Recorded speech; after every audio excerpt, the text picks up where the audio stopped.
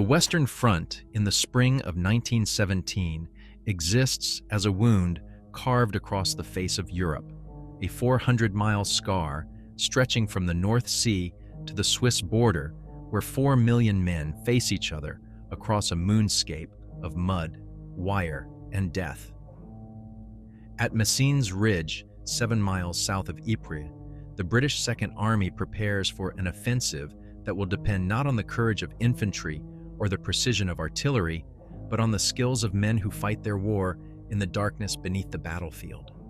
The ridge itself rises barely 160 feet above the surrounding countryside, but in the flat terrain of West Flanders, this modest elevation provides commanding views across the Ypres salient that have made it strategically invaluable to the German Fourth Army since 1914.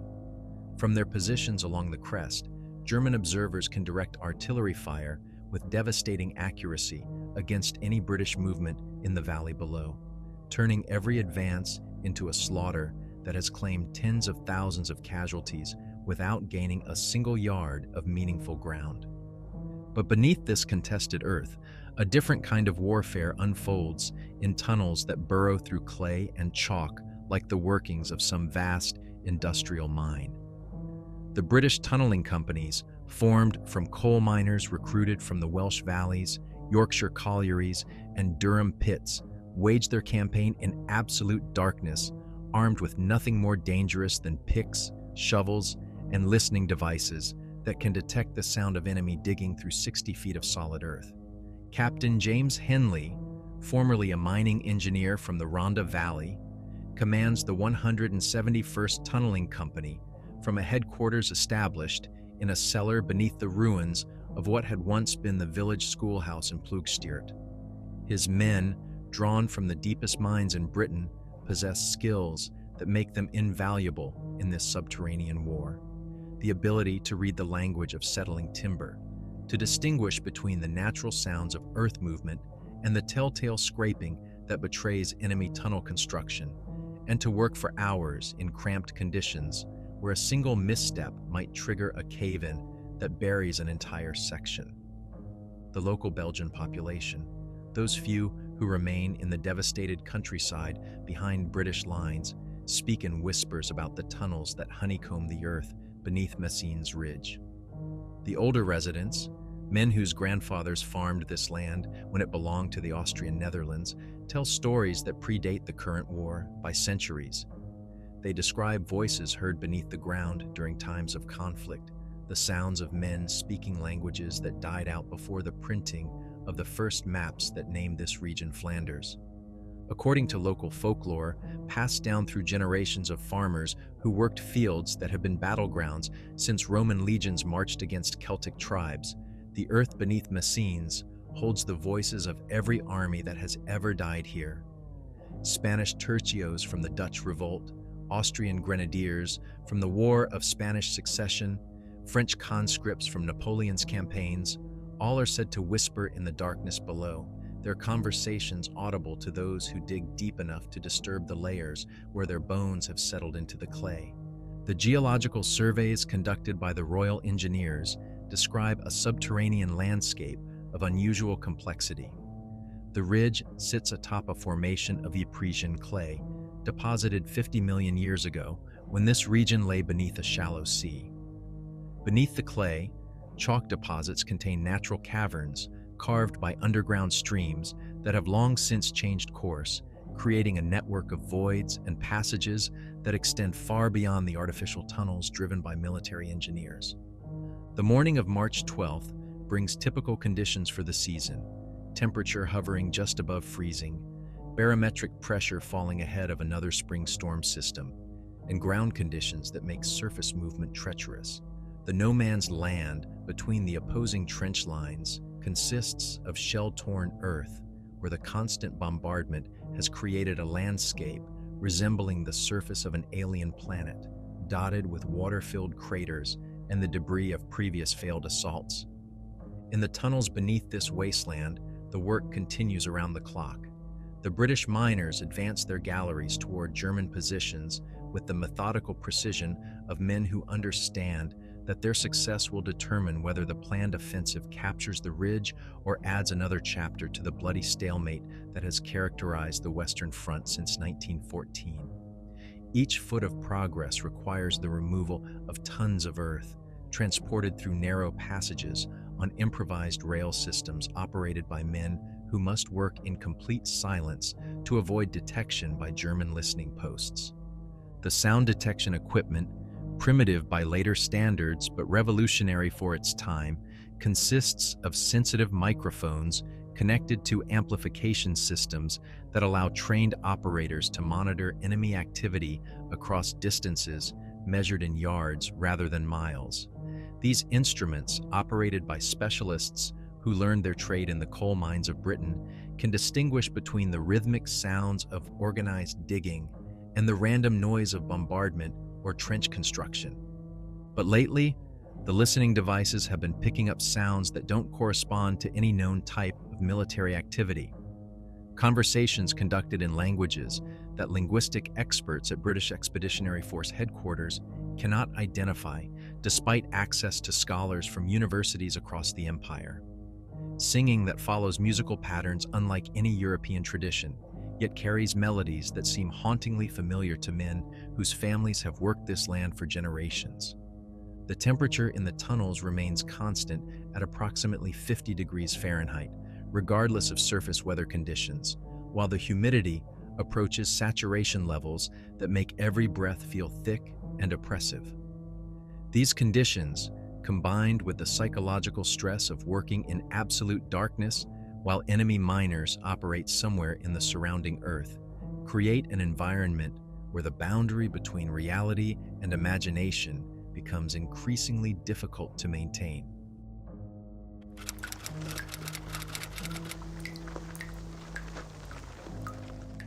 The briefing takes place in a dugout 20 feet below ground level, its walls lined with timber salvaged from destroyed farmhouses and reinforced with sandbags that bear the stenciled markings of units that no longer exist. Captain Henley spreads hand-drawn maps across a table improvised from ammunition crates, the candlelight casting shifting shadows that make the tunnel networks appear to writhe and move like living things. The air carries the permanent smell of damp earth, cordite residue, and the carbide lamps that provide the only illumination in this subterranean world. The mission parameters reflect the growing urgency of British preparations for what will become known as the Battle of Messines. General Plumer's Second Army requires detailed intelligence on German tunnel construction before launching an offensive that depends on the successful detonation of mines placed beneath enemy positions.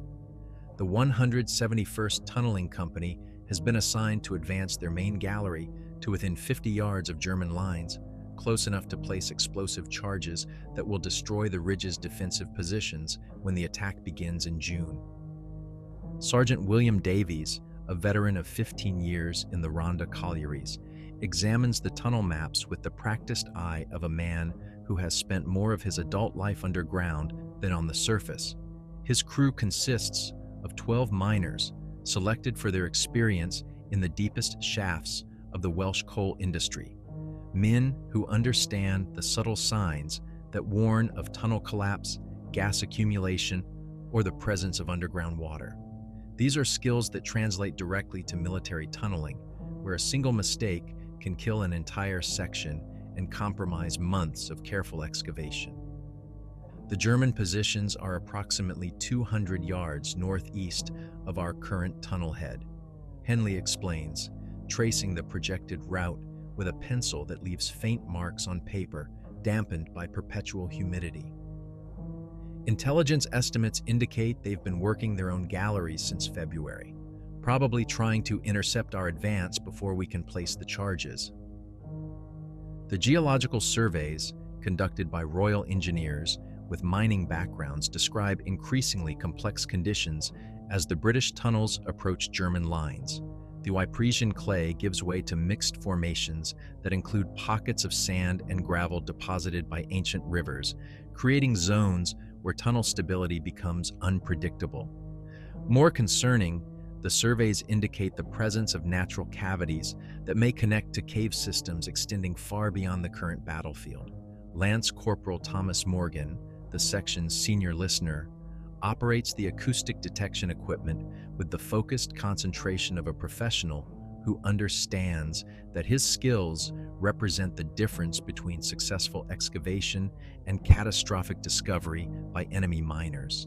His instruments, primitive by later standards but revolutionary for their time, can detect the sound of German digging through 60 feet of solid earth. But for the past week, Morgan has been reporting audio anomalies that don't correspond to any known pattern of enemy activity. "Sir, respectfully, what we're hearing down there isn't German tunneling," Morgan reports, his Welsh accent thick with the uncertainty of a man whose expertise has suddenly proven inadequate. "The sounds are coming from deeper than any military excavation, and they're not following any logical pattern for offensive or defensive construction." The acoustic recordings, preserved on wax cylinders that represent the cutting edge of 1917 technology, contain sounds that military intelligence cannot adequately classify.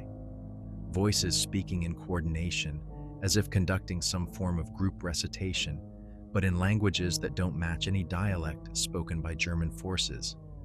The conversations follow rhythmic patterns that suggest either religious ceremony or military drill, conducted by groups that appear to number in the hundreds despite the physical impossibility of such large gatherings in underground spaces. Private Eddie Collins, the youngest member of the section at 19 years old, brings a different perspective to the mission briefing. Unlike the veteran miners who learned their trade in established collieries with documented geology and predictable conditions, Collins worked in experimental deep shafts where mining companies pushed the boundaries of what was considered safe or practical. His experience with unstable formations and unexpected discoveries provides insight that proves increasingly relevant to the current situation.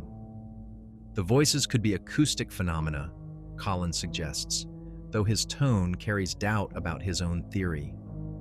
Sound travels strangely through limestone formations, and if there are natural caverns connected to our workings, we might be hearing conversations from German positions that are actually much farther away than they appear.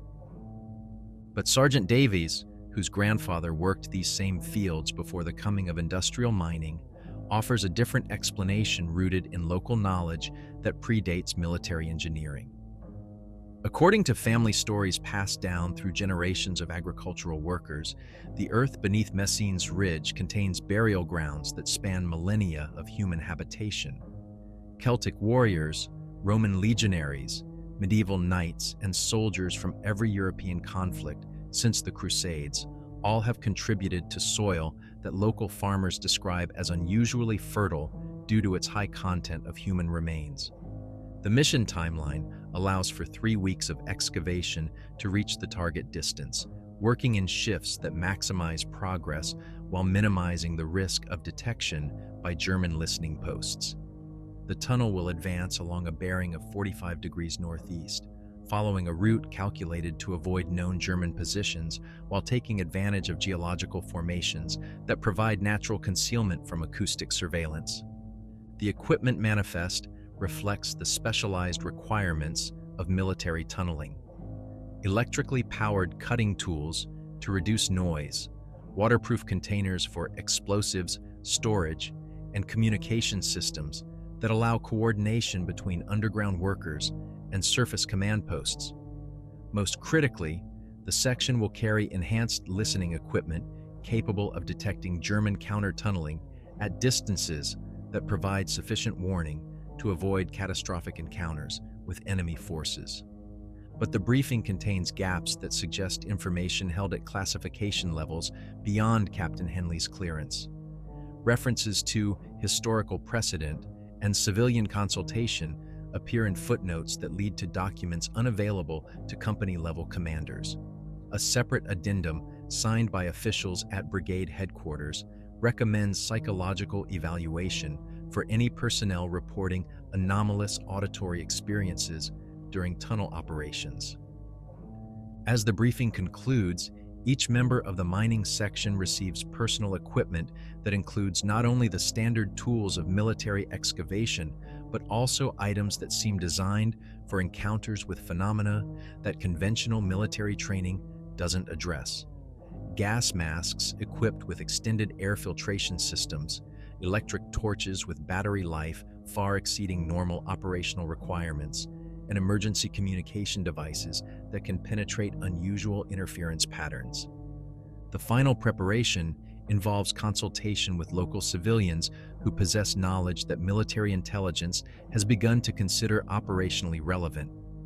An elderly Belgian farmer named Henry Vermeulen, whose family has worked this land since before the Napoleonic Wars, provides information about underground chambers that appear on no official surveys but play significant roles in regional folklore.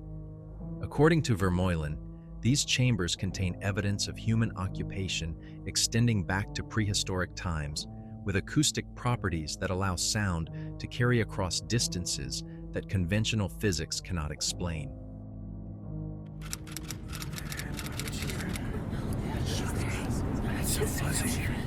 The descent into the main gallery begins at a concealed entrance hidden among the shell-torn stumps of Ploegsteert wood, where a vertical shaft drops through layers of geological time like a journey into the Earth's memory. The wooden ladder, constructed from timber that still bears bark and the marks of hasty carpentry, disappears into darkness so complete that electric torches seem to illuminate only a few feet in any direction. Each rung down carries the miners deeper into an environment where the war above becomes a distant rumor, replaced by the immediate reality of tons of earth held in place by human engineering and desperate hope. Sergeant Davies leads the descent with the methodical caution of a man who has survived 3 years of military tunneling by never trusting the stability of anything he cannot personally verify. His carbide lamp casts a harsh white light that creates moving shadows in the tunnel walls, revealing support timbers that sag under loads they were never designed to bear. The smell of damp earth mingles with the sharper odors of dynamite residue and human occupation, creating an atmosphere that seems to absorb sound rather than carry it.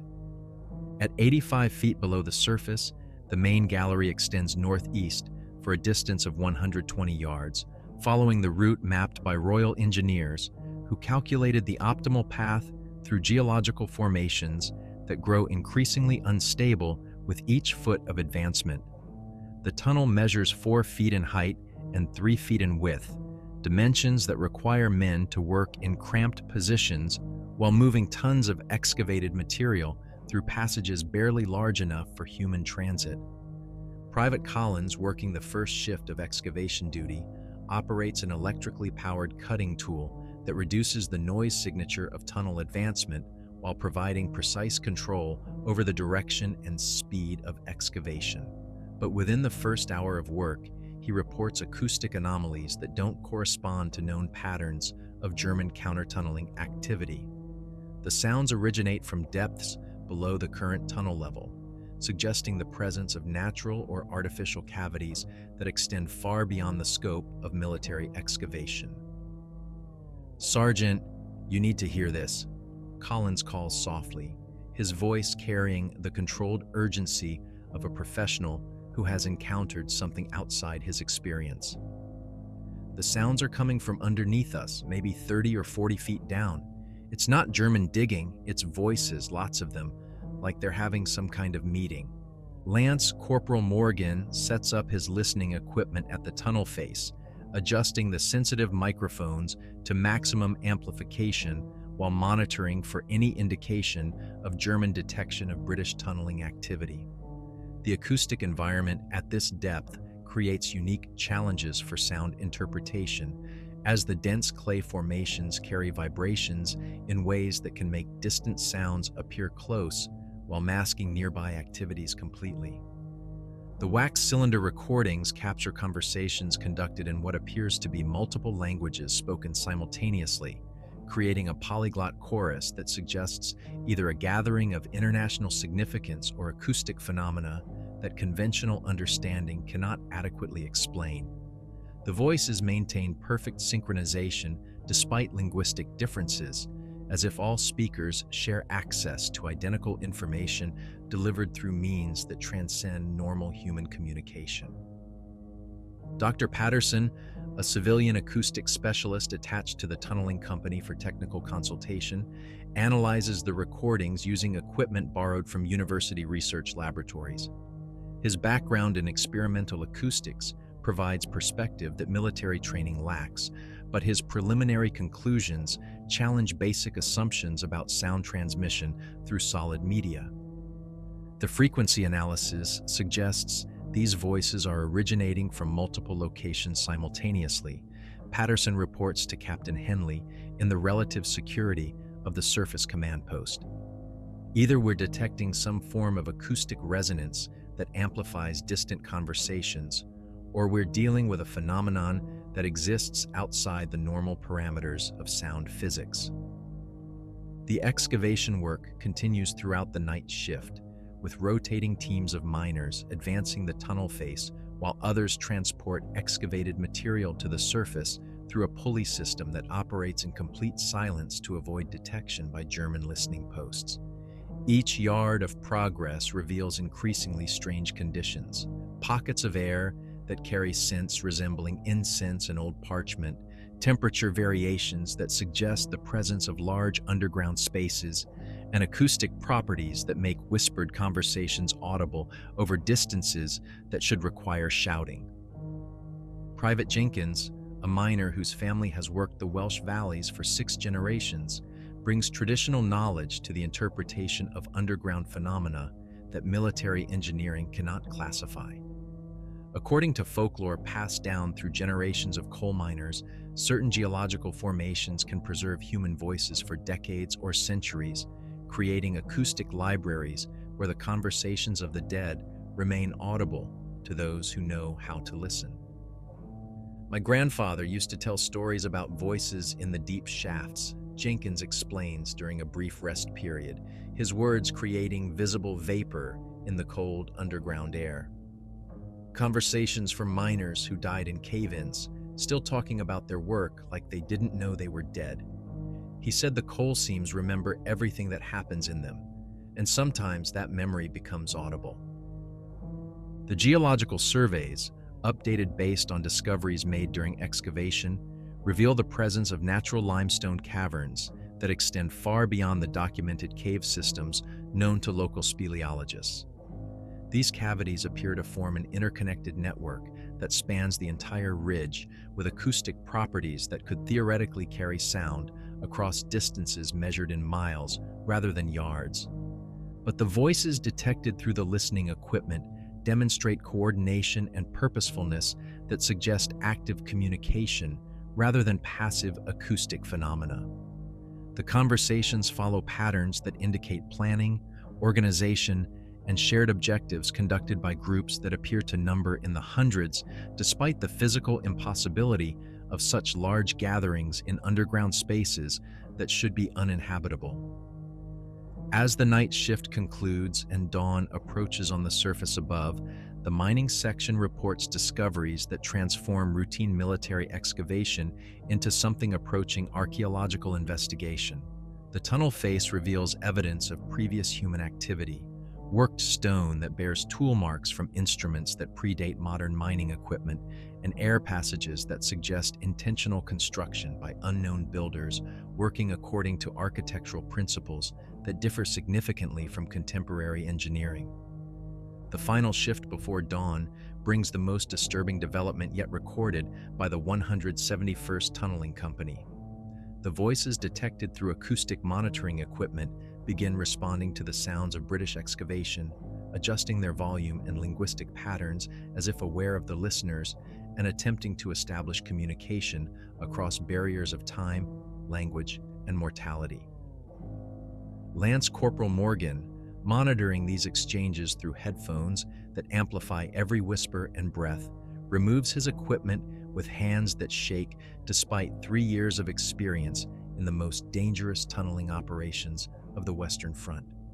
His report to Sergeant Davies carries implications that extend far beyond routine military intelligence. Sir, they know we're here, and I think they've been waiting for us.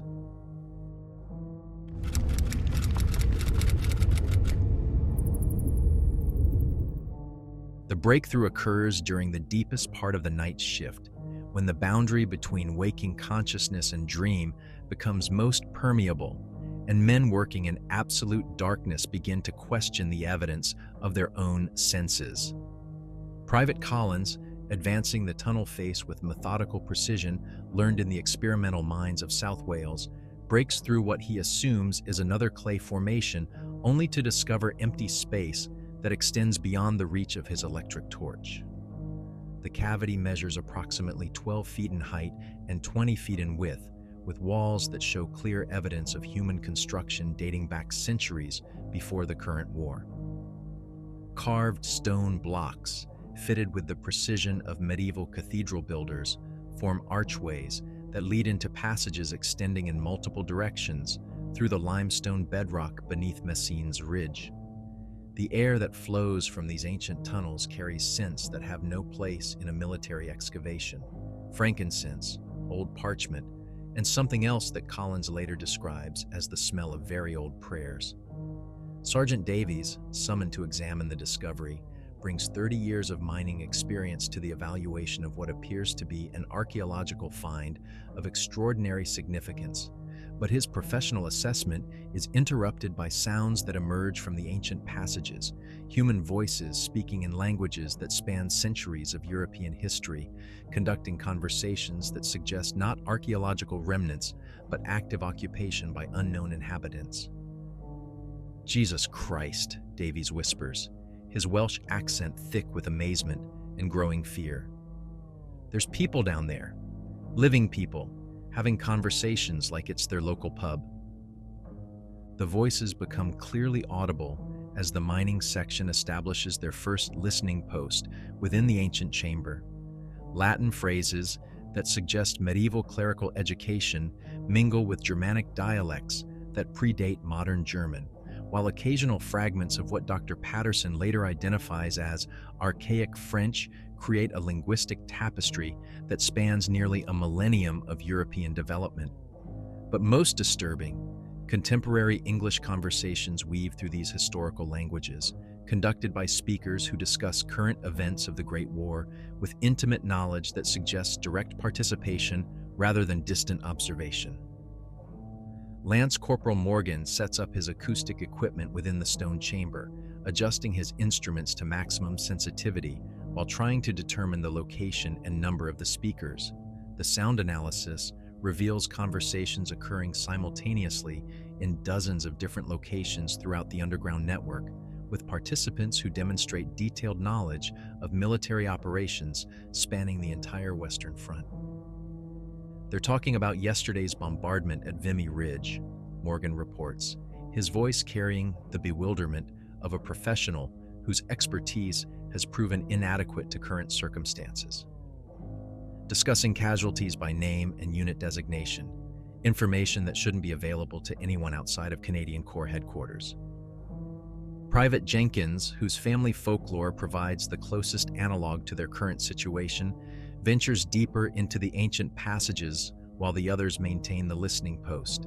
His electric torch reveals stone corridors that extend far beyond the scope of medieval construction, with architectural details that suggest multiple periods of building and modification spanning centuries of continuous occupation. The walls bear inscriptions in scripts that range from Latin funeral monuments to runic carvings that predate Christianity, all interspersed with more recent additions that include names and unit designations from military forces currently engaged in the Battle of the Somme. The most recent inscriptions, carved with tools that leave marks consistent with modern military equipment, list casualties from British, German, and French units with dates that correspond exactly to official records maintained by respective army headquarters. But as Jenkins proceeds deeper into the stone passages, following the sound of conversations that seem to move ahead of him like a retreating tide, he encounters evidence that transforms archaeological curiosity into supernatural terror. The passages contain not only inscriptions, but personal effects that span the entire history of European warfare. Roman military standards, medieval weapons, Napoleonic uniforms, and contemporary military equipment arranged in displays that suggest not random accumulation, but careful preservation by dedicated curators. The voices, meanwhile, begin demonstrating awareness of the British miners' presence through direct address that eliminates any possibility of coincidental acoustic phenomena. Speakers who had been conducting historical conversations in archaic languages suddenly switched to contemporary English, directing comments specifically toward the listening post established by Morgan's section. "Welcome, brothers of the Welsh valleys," comes a voice that speaks with the distinctive accent of the Rhondda collieries, addressing the miners in terms that acknowledge not only their regional origin, but their specific professional background. "We have been waiting for you since the first shell fell on this ridge." Sergeant Davies, whose grandfather worked these same fields before the advent of industrial mining, recognizes implications that extend far beyond military intelligence gathering. The voice speaks with the authority of local knowledge, using geographical references and mining terminology that suggest intimate familiarity with Welsh coal extraction techniques and family histories that span multiple generations of underground work. "Who are you?" Davies calls into the darkness, his voice echoing through stone passages that carry sound in ways that conventional acoustics cannot explain. The response comes not from a single speaker, but from a chorus of voices that represent every army that has ever fought on Belgian soil. Roman legionaries describe battles against Celtic tribes in terms that suggest personal participation rather than historical study. Spanish soldiers from the Dutch Revolt discuss tactical details with German troops from the Franco-Prussian War. French Poilists share rations with British Tommies while debating artillery effectiveness with Austrian gunners from campaigns that span 4 centuries of European conflict. "We are the garrison that never stood down." The voices respond in perfect unison, speaking simultaneously in dozens of languages while maintaining complete comprehension across linguistic barriers. "Every man who died in service to this ground, from the first Celtic warrior to the last casualty of yesterday's bombardment, the earth remembers what the living choose to forget." Dr. Patterson, analyzing acoustic recordings that capture impossible conversations between historical enemies united in some common cause, struggles to provide scientific explanation for phenomena that challenge basic assumptions about consciousness, mortality, and the nature of human identity. His preliminary conclusions suggest either mass hallucination affecting the entire mining section or contact with entities that exist outside normal parameters of life and death. The ancient stone chamber where the miners established their listening post begins to fill with a phosphorescent glow that has no identifiable source, illuminating architectural details that reveal the true scope of the underground complex. Passages extend in every direction through the limestone bedrock, connecting natural caverns with constructed chambers in a network that spans the entire ridge system. And in that growing light, shapes begin to materialize that transform acoustic contact into visual confirmation of the impossible. Human figures in military uniforms representing every European army of the past millennium, standing at attention in formations that acknowledge no distinction between historical enemies and maintaining equipment that ranges from Roman gladii to contemporary Lee Enfield rifles.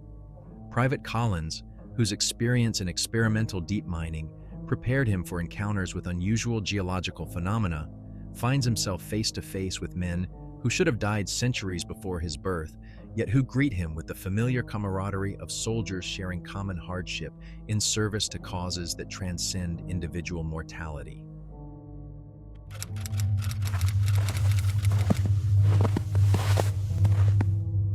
The passage deeper into the ancient complex leads to a vast underground cathedral that defies every assumption about medieval engineering and geological possibility. The Great Chamber, as the Phantom Garrison calls it, measures over 300 feet in length and 60 feet in height, with vaulted stone ceilings supported by columns that incorporate architectural elements from Roman basilicas, Gothic cathedrals, and construction techniques that predate known European building traditions. The space pulses with the same phosphorescent light that illuminated the initial contact chamber, emanating from sources that appear to be embedded within the stone itself. Here, in this impossible space buried beneath the killing fields of the Western Front, Sergeant Davies and his mining section encounter the full scope of what they have discovered.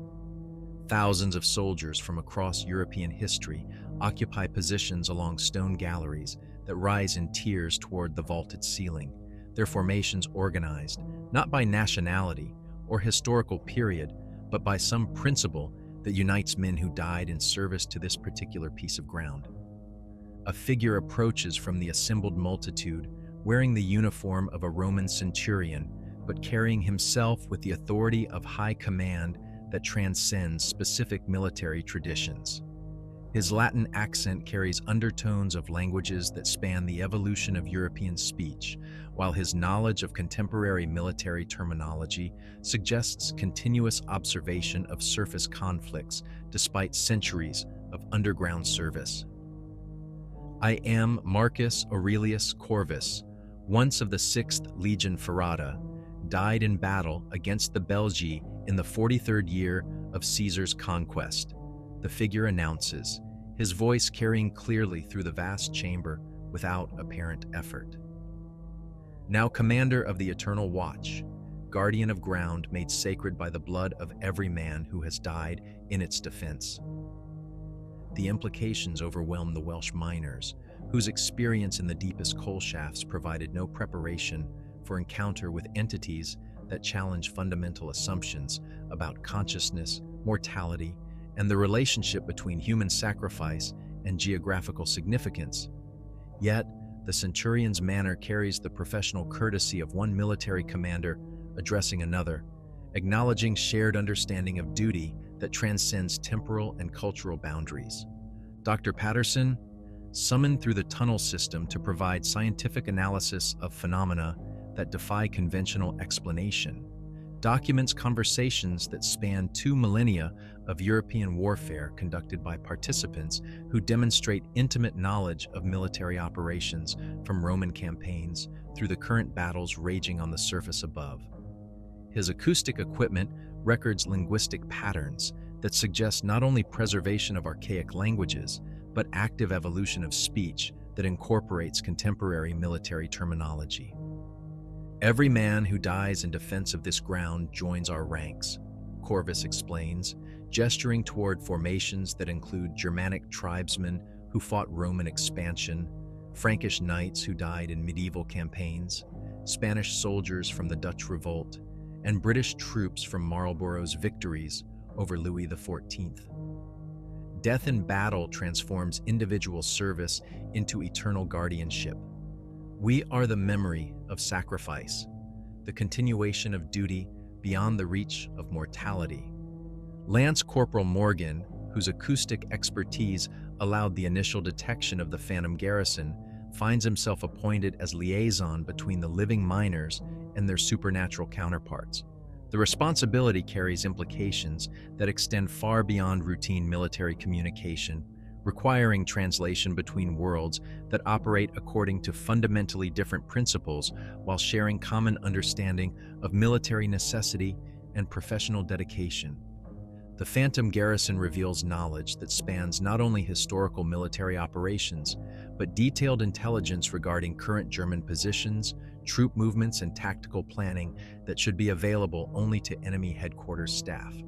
Their surveillance capabilities apparently extend throughout the underground network that connects every major battlefield in the Western Front, providing observational access to information that conventional intelligence gathering cannot obtain. The German Fourth Army maintains listening posts at coordinates we can provide, offers a figure wearing the uniform of a French officer from Napoleon's Grande Armée, his accent carrying the precision of staff training that transcends national boundaries.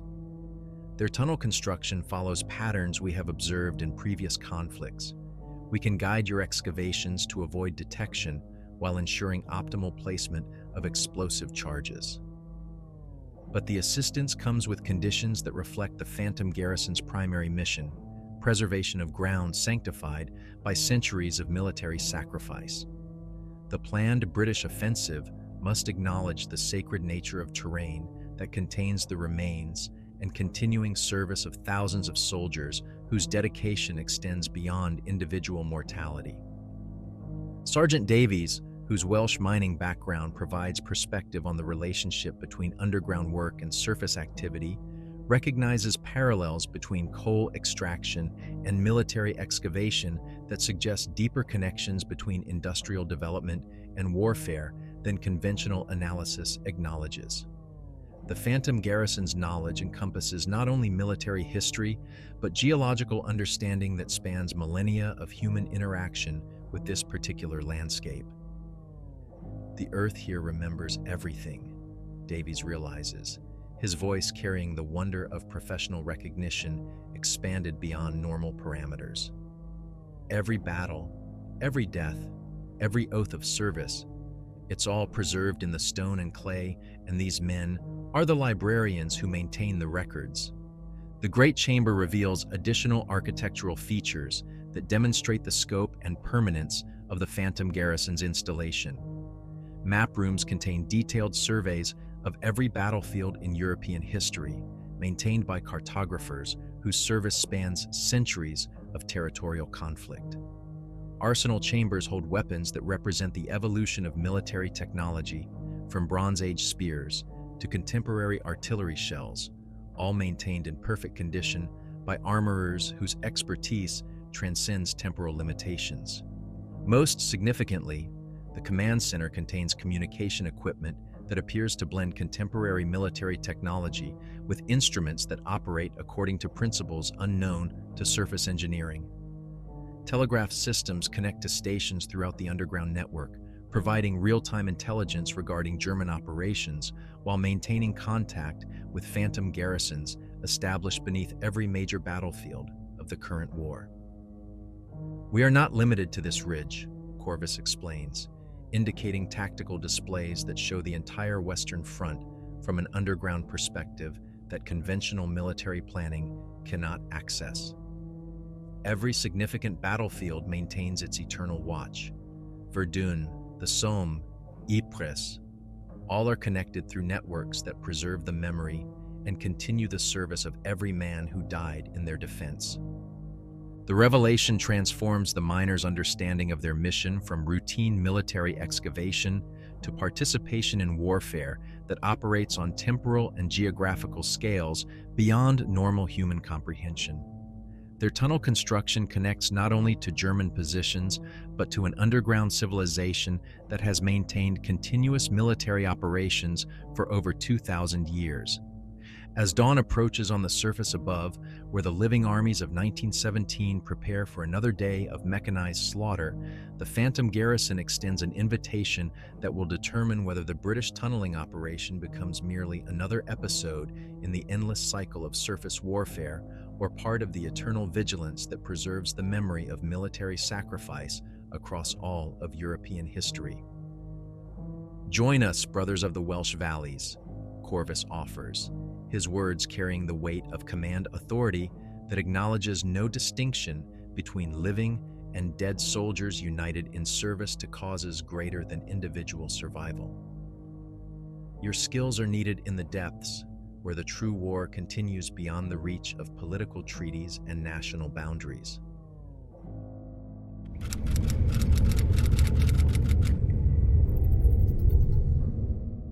The return to the surface world occurs through the same vertical shaft that carried the miners into depths where time operates according to different principles. But the men who emerge into the gray pre-dawn light of March 14th bear little resemblance to the professional tunneling section that descended 12 hours earlier. Sergeant Davies leads his crew through the concealed entrance with the measured pace of soldiers who have witnessed revelations that challenge every assumption about the nature of military service and the relationship between duty and mortality. Captain Henley, awaiting the section's report in the surface command post, immediately recognizes that the mission has produced results far beyond routine intelligence gathering. The miners' faces carry the thousand-yard stare of men who have encountered combat trauma, but with psychological signatures that suggest exposure to phenomena for which military training provides no adequate preparation. Their movements display the careful precision of professionals who have learned to function despite fundamental disruption of their understanding of reality. "Report, Sergeant," Henley orders, though his tone carries apprehension about information that may prove more disturbing than the routine hazards of tunnel warfare. Davies struggles to construct an account that preserves both accuracy and the credibility necessary for military communication. The encounter with the Phantom Garrison requires vocabulary that doesn't exist in official terminology, while the implications of their discoveries challenge assumptions that form the foundation of contemporary military doctrine. His Welsh accent carries new undertones of uncertainty as he attempts to translate supernatural experience into conventional intelligence reporting. "Sir, we've made contact with personnel operating in underground positions that predate German occupation of the ridge, extensive tunnel networks, sophisticated intelligence capabilities, detailed knowledge of enemy positions and intentions. They've offered tactical cooperation in support of our mining operations." The carefully constructed language conceals as much as it reveals, but Captain Henley's experience in tunnel warfare provides insight into the psychological impact of prolonged underground operations. 3 years of commanding tunneling companies has taught him to recognize the signs of men who have encountered phenomena that exist outside normal parameters of military experience. Dr. Patterson, analyzing acoustic recordings that preserve evidence of impossible conversations between living miners and speakers who claim identity as soldiers from across European history, documents linguistic patterns that suggest either mass hallucination affecting the entire section or contact with entities that challenge basic assumptions about consciousness and mortality. His scientific training provides no framework for evaluating claims that violate fundamental principles of physics and biology. The acoustic analysis indicates multiple speakers demonstrating detailed knowledge of military operations spanning centuries of European warfare. Patterson reports to assembled intelligence officers whose clearance levels permit discussion of phenomena that conventional military doctrine cannot address. Either we're dealing with an elaborate German deception operation employing historical scholars and advanced acoustic technology, or we've encountered something that exists outside normal understanding of human life and death.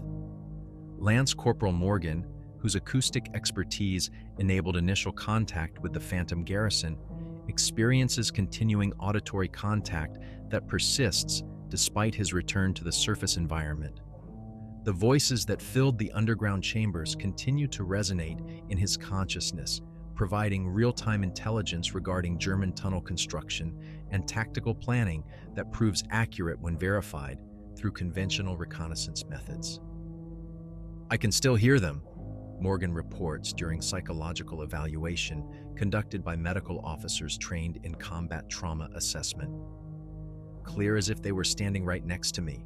They're providing coordinates for German listening posts, schedules for enemy excavation work, detailed information about defensive preparations that matches everything we've observed through normal intelligence gathering." The intelligence proves not only accurate but operationally valuable, enabling the British tunneling operation to avoid German detection while advancing toward positions optimal for mine placement. The Phantom Garrison's surveillance capabilities provide tactical advantages that conventional reconnaissance cannot achieve, transforming the mining mission from dangerous exploration into guided excavation, protected by supernatural intelligence gathering. But the assistance comes with psychological costs that military medical doctrine cannot adequately address. Several members of the mining section report dreams of historical battles in which they participate as soldiers from previous centuries, while others experience sudden knowledge of military techniques and tactical principles that they never learned through formal training. The boundary between individual identity and collective military memory becomes increasingly permeable for men exposed to the Phantom Garrison's influence. Private Collins, whose experience in experimental deep mining provided the closest analog to their current situation, demonstrates the most dramatic changes following contact with the Eternal Watch. His technical skills in tunnel construction appear enhanced by knowledge that spans centuries of underground excavation techniques, while his understanding of geological formations incorporates information that academic geology has not yet discovered. It's like having access to a library that contains every mining operation ever conducted in European soil. Collins explains during debriefing sessions that attempt to document phenomena beyond conventional military experience. I know things about underground construction that I never learned, techniques that work better than anything taught in mining schools, but I can't explain how I acquired this knowledge. The mining section's transformation creates operational advantages that prove crucial to the success of British preparations for the Battle of Messines. Their enhanced capabilities enable excavation work that proceeds with unprecedented efficiency and accuracy, while their intelligence regarding German positions allows placement of explosive charges with precision that conventional reconnaissance could never achieve. Yet Captain Henley recognizes that his command now includes personnel whose loyalty extends beyond normal military hierarchies to encompass obligations that transcend national boundaries and temporal limitations. The Phantom Garrison's influence creates soldiers whose service acknowledges no distinction between historical conflicts, whose dedication operates according to principles that unite rather than divide the armies of different nations and centuries. The official reports, classified at levels that restrict access to senior staff officers with specific need-to-know authorization, describe the mining operation in terms that acknowledge supernatural assistance without explicitly admitting contact with entities that violate conventional understanding of life and death. The language employed suggests advanced German technology and elaborate deception operations, rather than genuine encounter with soldiers whose service continues beyond mortality. But in private communications that never appear in official files, British intelligence begins documenting similar reports from tunneling operations across the entire Western Front. Underground encounters with phantom soldiers, voices speaking languages from across European history, and tactical intelligence that exceeds the capabilities of conventional reconnaissance create a pattern that suggests systematic contact between living armies and supernatural forces that have maintained continuous military operations beneath Europe's battlefields. As morning light illuminates the shell-torn landscape above Messines Ridge, the 171st Tunneling Company continues excavation work guided by intelligence provided by allies whose existence official doctrine cannot acknowledge. The mining proceeds with efficiency that amazes supervising officers, advancing toward German positions with precision that conventional engineering cannot explain, protected by surveillance capabilities that operate beyond the reach of enemy detection. In the depths below, the Phantom Garrison maintains its eternal watch, their ranks now augmented by living soldiers whose exposure to supernatural military service has transformed them into bridges between the world of the living and the domain of the eternally vigilant dead.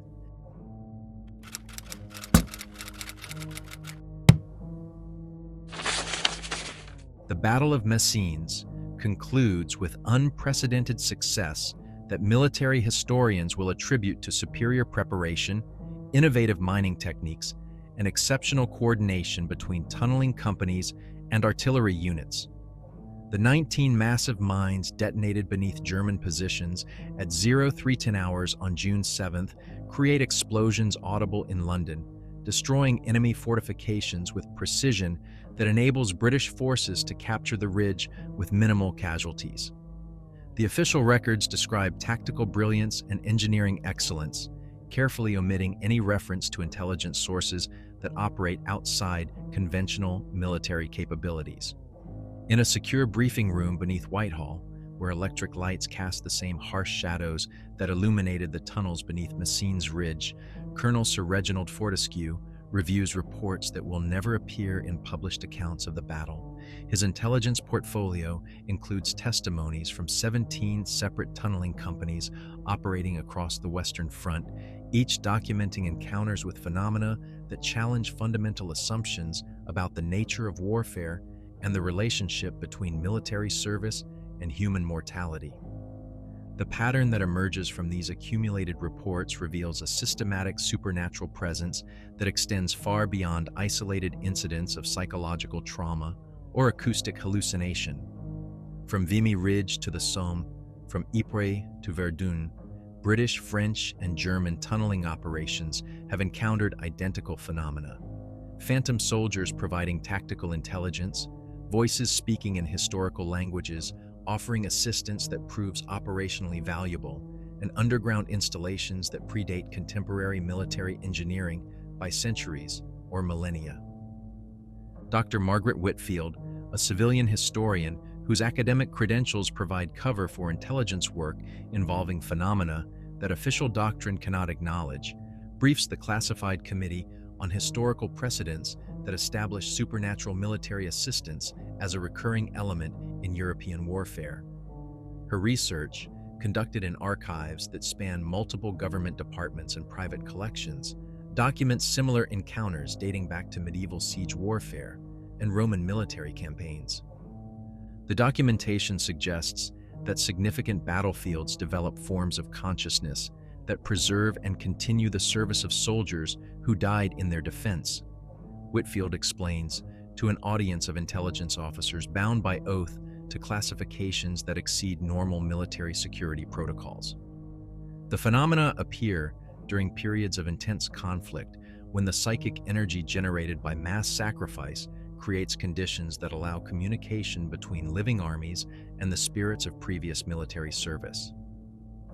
The Roman histories, examined through manuscripts preserved in monastic libraries that survived the dissolution of medieval religious institutions, contain references to guidance provided by the spirits of legionaries who died in previous campaigns. Medieval chronicles describe assistance from phantom knights during siege operations that determined the outcome of dynastic conflicts. The Napoleonic Wars generated classified reports of supernatural military assistance that influenced strategic decisions at the highest levels of European command. But the Great War represents an unprecedented scale of supernatural military mobilization, with phantom garrisons established beneath every major battlefield, providing intelligence and tactical support that proves decisive in determining operational success. The industrial scale of mechanized warfare has apparently generated psychic energy sufficient to sustain continuous communication between living armies and the accumulated spirits of military service spanning millennia of European conflict. The intelligence value of supernatural assistance creates operational dilemmas that conventional military doctrine cannot address. The phantom garrisons provide accurate, real-time information regarding enemy positions, intentions, and tactical planning that conventional reconnaissance cannot obtain. Their surveillance capabilities extend throughout underground networks that connect every significant battlefield, enabling coordination of military operations across the entire Western Front. Yet official acknowledgement of supernatural military assistance would undermine public confidence in rational military leadership while exposing strategic capabilities that depend on secrecy for their effectiveness. The phantom garrison's assistance proves most valuable when their existence remains unknown to enemy forces, allowing exploitation of intelligence sources that operate beyond conventional detection or countermeasures. The solution involves systematic suppression that transforms supernatural encounters into classified military secrets maintained at classification levels that ensure permanent concealment from public awareness. The reports from tunneling companies receive reclassification as experimental technology tests, psychological warfare studies, and advanced acoustic research that explains anomalous phenomena through scientific terminology rather than supernatural acknowledgement. Sergeant Davies and the surviving members of the 171st Tunneling Company receive transfer orders that scatter them across different commands, preventing concentration of personnel whose shared experience might lead to unauthorized disclosure of classified operations. Their service records contain no mention of the Messines tunneling mission, while their medical files include notations that prevent assignment to underground duties for the remainder of their military careers. The psychological evaluation reports conducted by psychiatrists whose expertise includes exposure to phenomena that conventional medicine cannot classify document lasting effects that extend far beyond normal post-traumatic stress. The miners who experienced direct contact with the Phantom Garrison display enhanced technical abilities, tactical knowledge that exceeds their formal training, and continued auditory contact with supernatural sources of military intelligence. Lance Corporal Morgan receives early discharge due to hearing conditions that medical examination cannot detect or verify, though his symptoms include continued reception of tactical intelligence from sources that military medicine cannot acknowledge. He disappears into civilian life in the Welsh Valleys, though mining supervisors occasionally report encounters with a man whose knowledge of underground acoustics exceeds academic understanding of sound transmission through solid media. The tunneling records, preserved in classified archives maintained by the War Office Intelligence Division, join thousands of similar documents that chronicle supernatural military assistance spanning the entire history of European warfare. The collection includes acoustic recordings that preserve conversations between living soldiers and phantom personnel, technical drawings of underground installations that predate known military engineering and tactical intelligence that enabled strategic victories across multiple centuries of conflict. The official conclusion, stamped with classifications that will remain sealed for 100 years, acknowledges that phantom military assistance represents a phenomenon that exists outside normal parameters of intelligence gathering, but provides operational advantages that prove decisive in determining strategic outcomes. The recommendation suggests continued exploitation through existing channels while maintaining absolute security regarding the supernatural nature of these intelligence sources. Dr. Whitfield's final report, restricted to a readership of fewer than 12 individuals across the entire British government, establishes supernatural military assistance as a permanent element of strategic planning that requires specialized personnel and security protocols adapted to phenomena that operate beyond conventional understanding of military intelligence. The Phantom Garrisons will continue providing tactical support through underground networks that connect every significant European battlefield, their assistance coordinated through living soldiers who serve as intermediaries between mortal armies and the eternal watch maintained by the dead. The Great War will end with the armistice of November 1918. The political conflicts that generated 4 years of mechanized slaughter will fade into historical memory, and the national boundaries that divided European armies will be redrawn according to diplomatic negotiations conducted by politicians who never suspected the supernatural assistance that influenced their strategic victories. But beneath the battlefields of Europe, in underground installations that span millennia of military construction, the Phantom Garrisons continue their eternal watch. Their ranks, augmented by every soldier who dies in defense of ground sanctified by previous sacrifice, maintain vigilance that transcends political treaties and national boundaries. They serve as guardians of military memory, preserving the dedication and continuing the service of men whose commitment to duty extends beyond the reach of mortality. In the deepest tunnels, where the boundary between life and death operates according to principles that predate human understanding of consciousness and identity, the voices continue their conversations that span centuries of European warfare. They speak in languages that evolved and died while their service remained constant, discussing tactical problems that unite rather than divide the armies of different nations and historical periods. The howling tunnels remember what the living choose to forget. That military service creates bonds stronger than death, obligations that continue beyond individual mortality, and guardianship that preserves the sacred nature of ground defended by men whose courage transcends the temporal limitations of human existence.